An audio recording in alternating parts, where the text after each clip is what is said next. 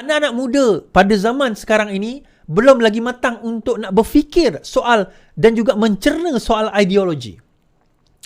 Sebab itu saya kata, kenapa jadi demikian? Saya letakkan kesalahan itu antara lainnya adalah kepada social media.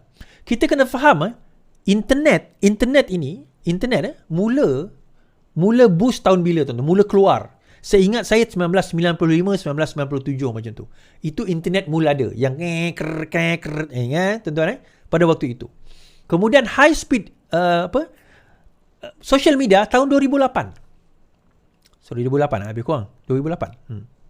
2006 ke 2008 macam tu. Social media, Facebook antara yang awal. Sebelum kita ada Napster, kita ada Friendster, kita ada yang sewaktu dengannya itu, tetapi itu tak terlalu menonjol. Tapi yang betul-betul menonjol pada masa itu Facebook. Now, generasi Facebook yang lahir, bila mereka mula lahir daripada generasi itu, sehinggalah ada yang Instagram, TikTok dan sebagainya, Twitter dan sebagainya.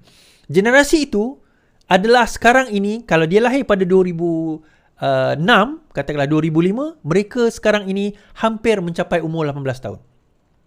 Dan kita ingat, yang hampir, yang menggunakan sekarang ini, katakanlah mereka menggunakan pada umur 5, 6, 10 tahun, sekarang ini dah 20, 30, sekarang ini 20 dan 30 tahun. So, generasi ini, generasi bagaimana? Generasi ini bukan generasi yang macam generasi saya. Kami membesar dalam keadaan tak ada, kita ni, majoriti kita membesar dalam keadaan tak ada social media.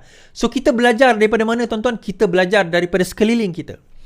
Dan jangkauan kita adalah sekeliling kita lah. Setakat apa yang kita boleh jangkau. Paling jauh pun televisyen, radio dan TV. Itu paling jauh kita tengok TV. Saya hanya mengenali orang Semenanjung apabila usia saya berusia 18 tahun. Lepas saya pergi belajar dekat Selangor, baru saya terkenal, oh orang Semenanjung macam ni.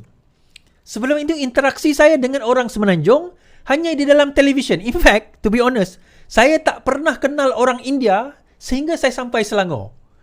Interaksi saya dengan orang India, saya tengok dalam TV je pada waktu itu. Apatah lagi informasi. Sekarang ini, selepas ledakan social media, informasi itu ada di dalam pemikiran semua kita.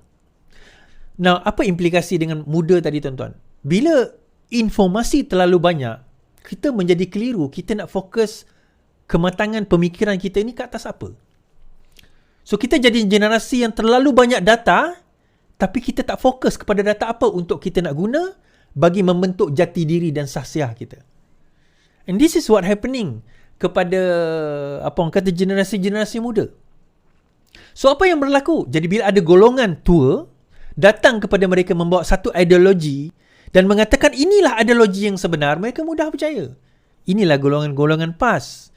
Bila mereka membawa fitnah dan mengatakan inilah yang sebenarnya, mereka percaya. Kerana apa? Bagi mereka dah, golongan muda ni, dia dah terlalu banyak informasi, dia tak tahu nak pilih yang mana. Akhirnya dia rely balik kepada, yalah dia dah tua, mungkin dia lebih tahu, kita ikut je lah apa dia kata. Termasuklah saya kan. Termasuklah saya ni. Ada juga anak-anak muda yang follow saya. Baguslah. So, daripada situ, bila muda datang, dan saya nampak daripada angkatan muda sendiri, angkatan muda keadilan, pemuda dan sebagainya, bila bawah 35 tahun ini, kita nampak mereka, bukan semua, ada di antara mereka agak blur lah. Dia ke mana direction? Apa yang kita kena buat? Mereka berada dalam situasi kalau keadilan kita dah menang. Dia bukan pada zaman masa kita jadi pembangkang dahulu. Angkatan muda inilah yang menggerakkan parti keadilan. Angkatan muda pergi kata, tak adalah Abang Iswardi kalah. Salah. Kalau saya salah, jom. Kita buat satu program, saya buktikan. Kenapa yang saya katakan, pemikiran anak muda ni tak diselarikan sebagaimana yang sebetulnya. Saya bukan kata anak muda ni tak bijak. Tak. Anak muda sekarang ini, informasi-wise, paling lebih hebat daripada kita zaman kita muda dahulu. Secara informasi, info yang anak muda ada dan akses kepada informasi itu terlalu banyak, lebih banyak daripada zaman kita muda dahulu. Tetapi info itself tak cukup. Dia umpama kita nak memasak. Kalau zaman dulu kita nak memasak, kita kena cari ayam. Ingat lagi 5 hari kejar ayam, tuan-tuan.